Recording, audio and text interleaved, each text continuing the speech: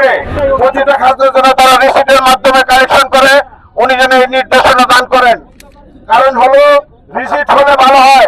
এক এক দোকানদার আমাদেরকে এমনও বলে এক খাজনা তাকে 2 বার 3 বার দিতে হয়, যদি এভাবে না দেয় তাহলে তাদের উপর জুলুম অত্যাচার চলে। তার গুন্ডা বাহিনী দিয়ে এগুলো তারা আদায় করে প্রথম একজন তুলে নিয়ে যায়, আবার দেখা গেল সন্ধ্যার পরে আরেকজন এসে ওই টাকার পুনরায় তুলে নিয়ে যায়। এখন যদি রিসিটের ব্যবস্থা অনুসব করে দেন তাহলে একজন দোকানদার এইভাবে নির্যাতিত হবে না। এই কথা বলে আমি দোকানদার রিসিট ছাড়া পুরো বাজার রিসিট ছাড়া খাজনা নিচ্ছে।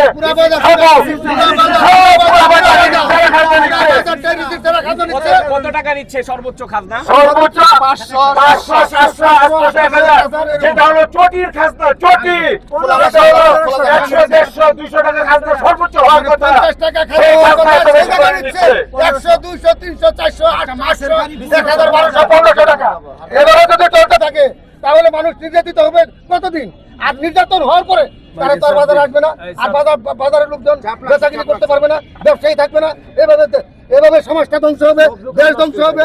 আমি আপনাদের মাধ্যমে সাংবাদিকদের মাধ্যমে আমি বলতে চাচ্ছি প্রশাসনকে এটা সুদৃষ্টি রাখার জন্য অলওয়েজ তারা যেন এখানে রিসিটের মাধ্যমে খাজনার ব্যবস্থা করে দেন এবং নজরদারি রাখেন। ন্যায্য যে পাওনা যে খাজনাটা হয় সেই খাজনাটা যেন তারা আদায় করতে পারে। সর্বনিম্ন কত করা উচিত বলে মনে করছেন? সরকারি চার্জ আছে, সরকারি চার্জ যা হয়, সরকারি চার্জে যা আছে ওই চার্জ ওইটাই যেন তারা নেয়। আমি মাননীয় সাংবাদিকদের মাধ্যমে বাংলাদেশের সকল মানুষকে অবহিত করতে চাই এবং আমাদের গাজীপুর মাননীয় জেলা প্রশাসক এবং শ্রীপুর উপজেলা নির্বাহী কর্মকর্তাকে জানাতে চাই, গত বৃহস্পতিবার একটা খাসি বাজার থেকে এক লোক কিনেছে, আমার সাথে ওই কলেজের সামনে দেখা। উনি আমাকে বলল, ভাই আপনাদের বিএনপির কি অবস্থা? আমি বলি, কেন ভাই, কি হয়েছে ভাই? ভাই দেখেন, আমার কাছে খাজনা নিল 2000 টাকা, আমাকে রিসিট দিছে 500 টাকা। আমার কাছে 2000 টাকা খাজনা নিল, আমি বলছি আমাকে 2000 টাকা রিসিট দেন। ওনারা বললো না, 500 টাকা রিসিট পাবেন, বাকি 2000 টাকা আপনাকে দিতে হবে। ওই ব্যক্তির নাম কি? ওই ব্যক্তির নাম হলো সেকান্দর আলী। আরেকটা জিনিস আমি আপনাদেরকে দেখাতে চাই, এই দেখেন আমার হাতে একটি রিসিট আছে। রিসিটের ক্রেতার নাম হলো সুহাগ, বিক্রেতার নাম হলো কামাল। একটা গরুর খাজনা ক্রেতার কাছ থেকে নিয়েছে 2000 টাকা এবং বিক্রেতার কাছ থেকে নিয়েছে 700 টাকা। গরুটার মূল্য হলো মোটে 61,000 টাকা। 61,000 গরুতে কুরবানির মধ্যে মাত্র 1 মণ মাংস হয়।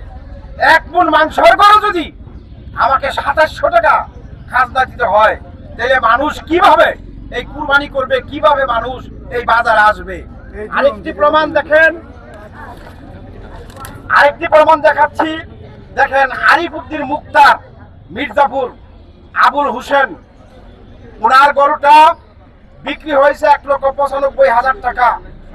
ওনার ক্রেতার দিতে হয়েছে 2000 টাকা, বিক্রেতার দিতে হয়েছে 700 টাকা। 1,95,000 টাকার একটা গরুতে যদি এই খাজনা হয়, 61,000 টাকার গরুতে একই খাজনা কিভাবে হয়?